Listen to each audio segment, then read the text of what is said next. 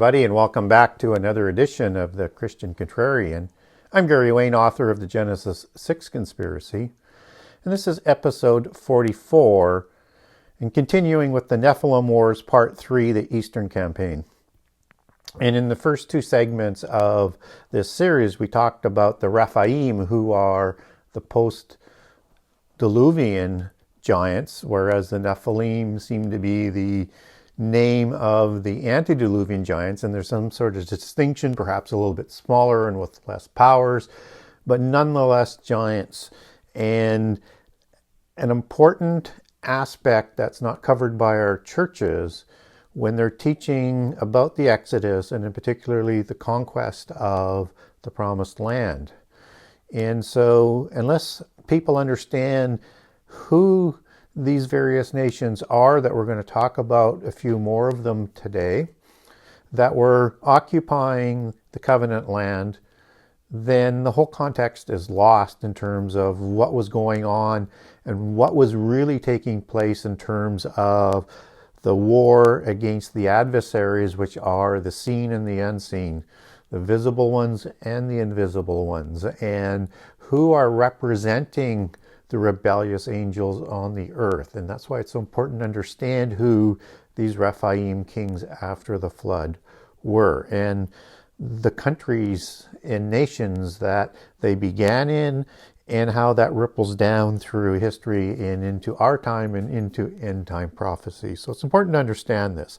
And in the first two segments, we covered the Amalekim battle at Rephidim, and the impacts of what would have happened to Israel had they lost that war, that Amalek, the son of Eliphaz, the son of Esau, would have inherited the covenant blessings, the covenant birthrights, and the Messiah prophecy that was handed down to Jacob and to Israel.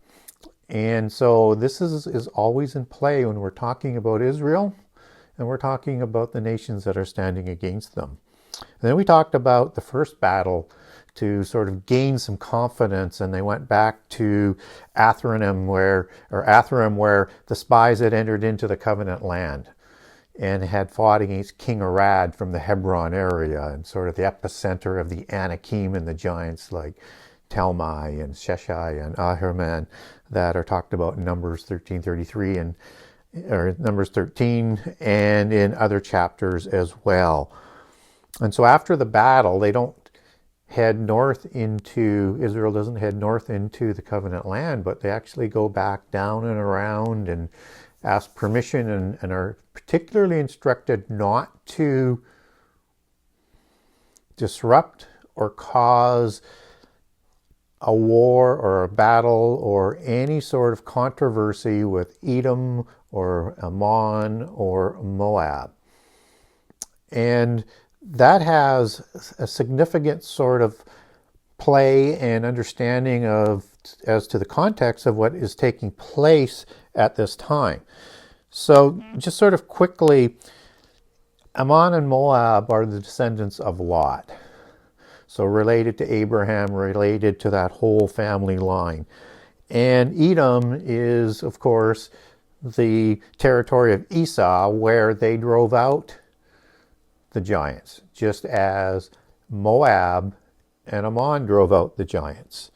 Parts of Edom, though, in the Horim districts and the Amalekim area, the giants remained, and that's who Eliphaz, father of Amalek, had married into to create the Aleph Duke kingdoms. And again, terms that you need to understand if you're going to understand the giant kingdoms. And so Israel is not instructed to war or take over these descendants of Abraham and Abraham's family with Lot. And so they march through and around and to the eastern side of the Jordan River, where they're going to begin the Eastern Campaign. And this is going to be a series of battles. And this is, again, all before they enter even into the covenant land that's nested with Rephaim giants. And we get some details as to the start of this battle in in the book of Numbers, and beginning with the battle with King Sihon. And then Numbers, of course, is followed by the book of Deuteronomy. And the start of this campaign, we get more detail in Deuteronomy 31 and a review of what had scared the Israelites by the embellished report of the disloyal spies, and affirming that there are men taller than Israel, which are the hybrids, and that you have the Anakim that are in the covenant land. And then in Deuteronomy 2, which will present the start of the details to the Eastern campaign, you have an accounting of the land of giants, Deuteronomy 2:20, and also again in Deuteronomy 3:13. This is the land around Mount Hermon. This is the land of Bashan. These are the kingdoms where Sihon and Og reign from, the most powerful of the Rephaim kings. And that's not a coincidence in terms of why that is being presented to the reader in detail in Deuteronomy 2 with the various kinds of giants, whether or not it's the Anakim, or it's the Zamzuzim, or it is the Emim, or it's the Horim,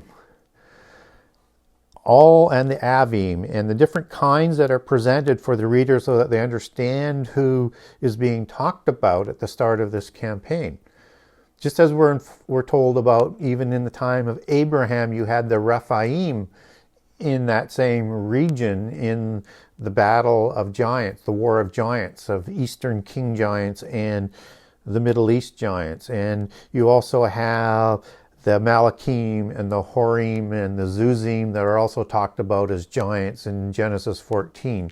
So as we roll forward to the conquest of the covenant land with Moses and Joshua leading, and Moses is still leading with Joshua second in command at this point in time, they're going to march into the land of Sihon, but they're also going to ask for permission to pass through. They're going to present an option to King Sihon to let them pass through because they want to eventually cross the Jordan and start the central campaign.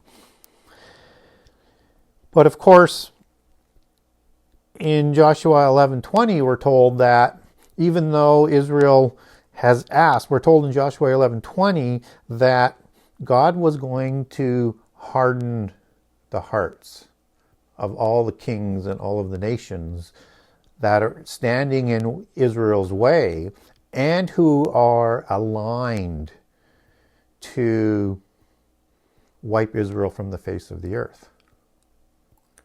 And so there's an alliance of 3 different groups of people in this campaign that we're going to talk about today that are standing against Israel before they enter the covenant land. And one of those nations will have a claim similar to the Amalekim, a little bit by a different route in terms of inheriting the blessings and the birthright and the Messianic promise, that they think that they could actually get all of that if they wiped Israel from the face of the earth. And I'll get to that in the last part of the presentation today. So Sihon's heart is hardened, and he is not going to submit in any way to Israel, who he considers an inferior being, worshiping an inferior God. And he is going to march out with all of his army from all of his cities to war with Israel. And it actually says in the passages in number 21 and Deuteronomy 2 that Sihon brought out all of his people to war with Israel. So he wasn't taking a chance in terms of let's just send out a few of our large giants and hybrid giants and scare them away. He knew the power of God, and he knew that he was going to have to bring all of the weight of his empire. And this empire composed of many, many, many, many cities. I tried to do a count. I don't get an exact number, and I kind of stopped counting after 30 cities that were in King Sihon's sphere of influence. So a powerful, powerful king, and allied with King Og. And King Og is not going to enter into the battle at this time, but he will afterwards, and we're going to get to him in a second. Typically, the military strategy of the giants was a pentapolis, 5 city-states that are the capitals of the nation. And then you would have many unwalled villages and walled villages that are all part of the mice network of strategy that was a formidable defense. And so we don't get that firm number of the number of cities in terms of a pentapolis number, but I'm sure it would have been something like 40 cities or like 8 pentapolis centers, and then all of the villages that were with them. And that would probably include maybe the Avim and the Perazim, who were known for being more agricultural throughout the lands and nations of the Rephaim, and lived in walled and unwalled villages as part of that mice network that we'll talk about in detail when we get to the Philistine War. And so this was a significant power, one of the great powers of that time. And this is who Israel is going to take on first. And the battle takes place at a place called Jahaz, or Jahaz, depending on how you want to enunciate that. And the 2 main cities that Sihon ruled from were Heshbon and Aroer. And he lived in Heshbon, but he had his reigning from Aroer. So one would presume that that's where the religious center was, the capital of the religion. That would have been part of the typical organizational structure of all the Rephaim nations, the daughters of Babylon, the pantheon of gods that they worshipped, and the Baalim that were predominant and the creators of the Rephaim. And so this is the army that the Israelites went up against. And they go up against them without the same fear and dread that they had beforehand, either when they fought the Amalekites or when they had cowered with the reports of the Anakim giants and the hybrids, the taller people like amongst the Canaanites who intermixed with the Rephaim. This time they headed straight into battle with them. And a lot of people ask, how could they win these battles with these giants? I mean, they had all of the military weapons of war. They had the chariots. They had the iron weapons. They had manufacturing facilities. And they had the numbers. These cities were mightier and greater than Israel, both in numbers, in size, in technology, and in weaponry. But there's one thing that God said that he would do for Israel, is that he would go before them and he would bring them out and bring them up for slaughter. And how that was done, at least in part, is we're told in Exodus 23:28, Joshua 23, and Deuteronomy 7:20, is that there were hornets sent into, probably, and I think it's kind of ironic, I would look at the hornets as the enemy of the bees, or into the hive mentality, I guess is where I'm going with that. And they would absolutely haunt and drive the giants into a state of panic. For some reason, the amount of these hornets and the viciousness of these hornets and the weakness that somehow the Rephaim had to these hornets would send them into an utter state of confusion and panic, and teed up for Israel to reasonably easily defeat them. And I'm not saying Israel didn't take losses, because they did. And this was the tactic, though, that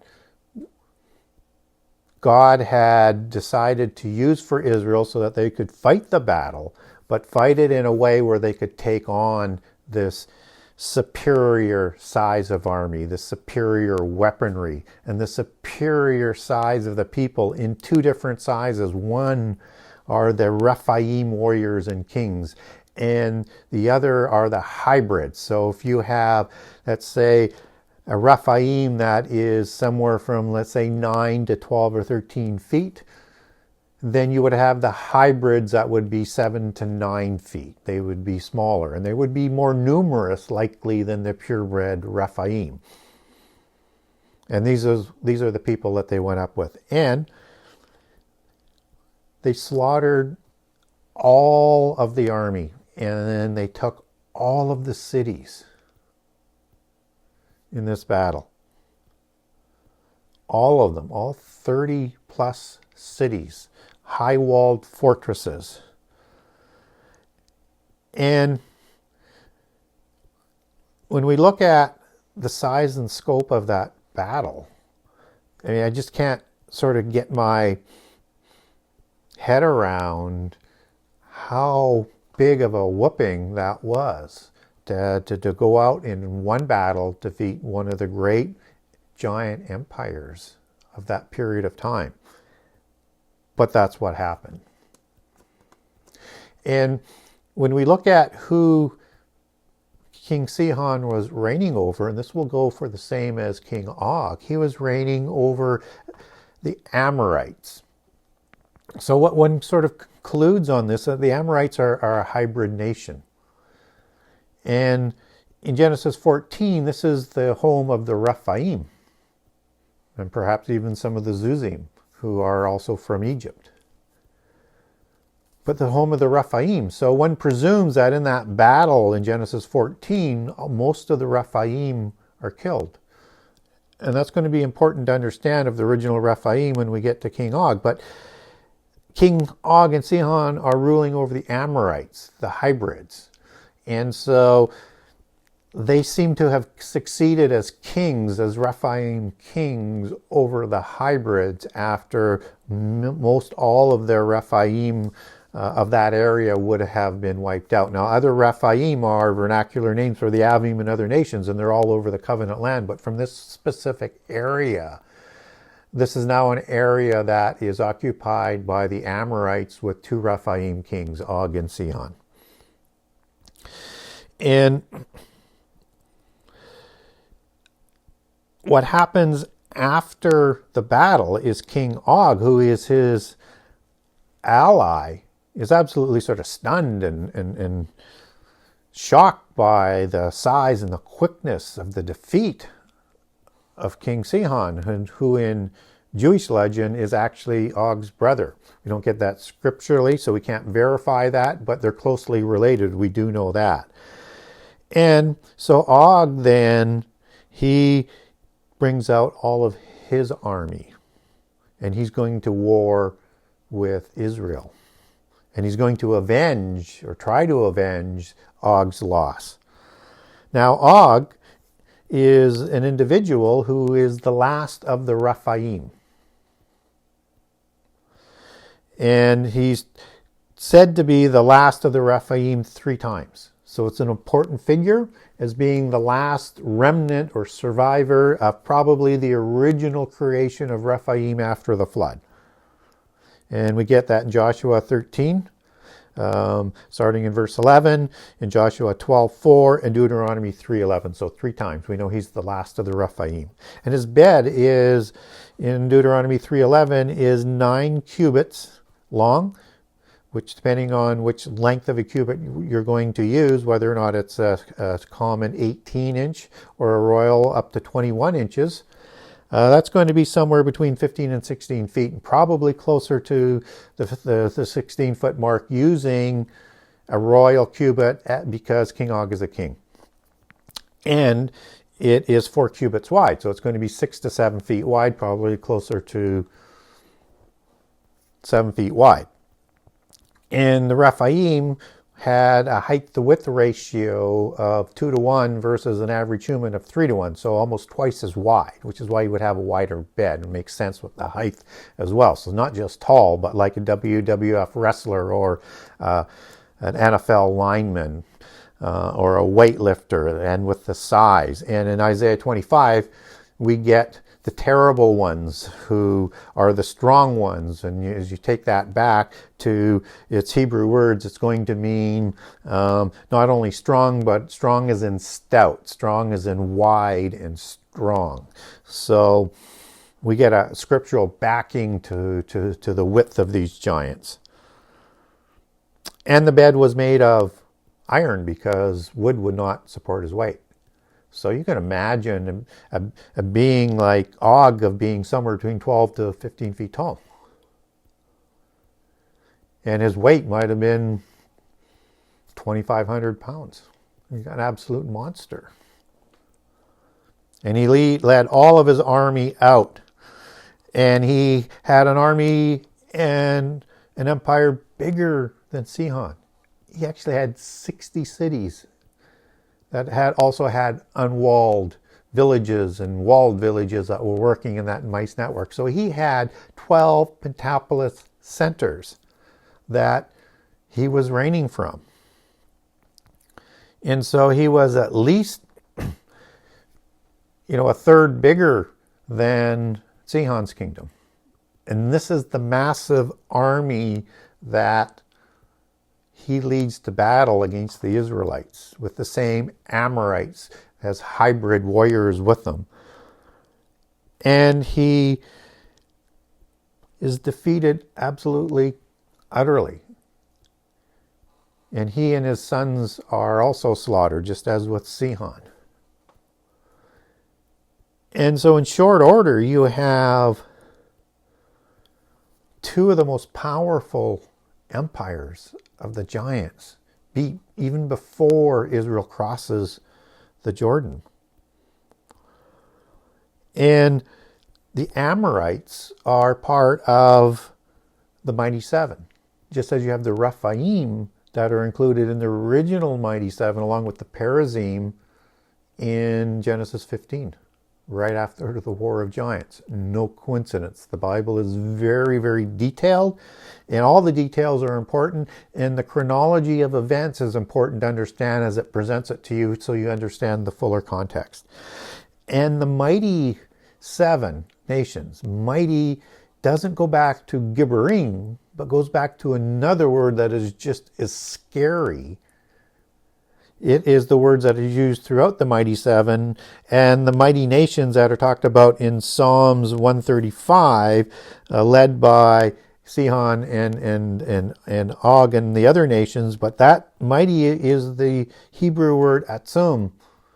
And there's two words that work in combination here, but the net effect of it is these are bone-crunching, powerful beings, and the bone crunching comes from the power of their paws or the power of their hands, that they could crush the bones of the average human in their bare hands, let alone their adeptness of skill of war as the ultimate warrior beings. But they were no match for Israel and God's support with the hornets, and they're all teed up for defeat. And so, after all this, one would think that they would be done at the Battle of Edrei with the Eastern Campaign. But there's some unfinished business that's left to be done.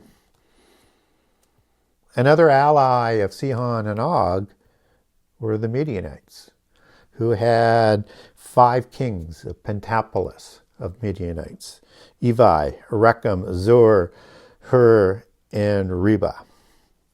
And these were the dukes of Sihon. And these are probably connected to the dukes of Edom in Genesis 36 and the mighty men of Moab in Exodus 15. They're all talking about that same sort of group of hybrids and Rephaim.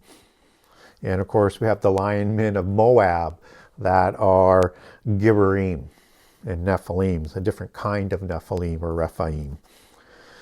And these are the Alephs, the dukes, although it's a different word that is used for the dukes of Sihon. I think it's used by the translators to use the same word duke because it goes to the same sort of dynastic bloodline kingdoms that they had intermarried into, just as Eliphaz of the Alephs of Edom intermarried with the Horim and produced the Amalekim and Malachite nation that fought against Israel in the Battle of Rephidim. And the Medianites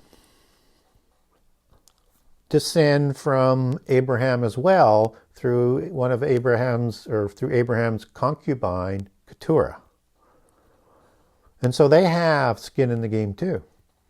So like the Amalekim, if Israel is now wiped out from the face of the earth, and the Amalekites were not totally wiped from the face of the earth at this point in time, but had been beaten miserably, this would be an opportunity in their eyes to seize the blessings, the birthright, and the Messianic blessings to bring about a dragon Antichrist Messiah with the pedigree from Abraham and with those inheritance blessings and rights to lead the world away from God and take away the promise of the Messiah and the redemption of all of the saints, so that the bride could not sit at the supper and that the Christians would not come about. All of this is at stake, and this is what the forces fighting for the unseen ones, the invisible ones, the assembly of gods in Psalm 82 are doing in the physical world at the behest and guidance of the assembly of the Baalim, who are probably governing from Mount Hermon, where King Og decided to stake out his empire and probably inherited after the Genesis 14 war, which is why the Amorites were living there. But this is also the home that Enoch talks about, where the 200 originally created the first of the Nephilim in the antediluvian epoch. And all of this is going on. And this is the battle and the war that Israel takes on again before they enter into the covenant land. So the context of who they're fighting, where they're fighting, and the Medianites takes on a way larger role than most people would normally give the accounts credit for. And they're intimately connected with the giants accounts that's recorded in Genesis 2 and Genesis 14. In fact, Deuteronomy 2 is the lead-in to most of the details on the Eastern campaign, even though you get that in Numbers as well, and then later again in Joshua. And they slew all of these 5 kings, and they slew all of the males of the Medianites. And then they took the women captive, and they burnt all of their cities. And so it's an enormous campaign. It's not something that Israel is going to stay and occupy because they have a generation of war ahead of them once they cross the Jordan. Some of that territory is going to become part of the land that Israel is going to keep. But they're never going to control all of it in that time. And that's going to come also back to haunt, particularly King David with the kingdom of Geshur in the Bashan region. But that's another show for down the road. But understand, this was fought before, and this is the context that's around what's going on in the conquest. They're fighting nations that want to wipe Israel from the face of the earth, so that humankind cannot receive their destiny through the Messiah. And this is just the start.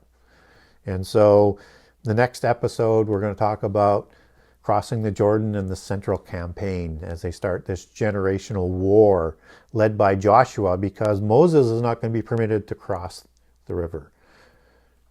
For events that had happened in the past, even with all the things that Moses did, he is not going to be permitted to cross into Israel. And he dies before Israel crosses the Jordan. And so if you want a little bit more detail on this, I do have a document on this. So get a hold of me through my website at the Genesis6conspiracy.com. That's Genesis 6, the number 6 conspiracy.com.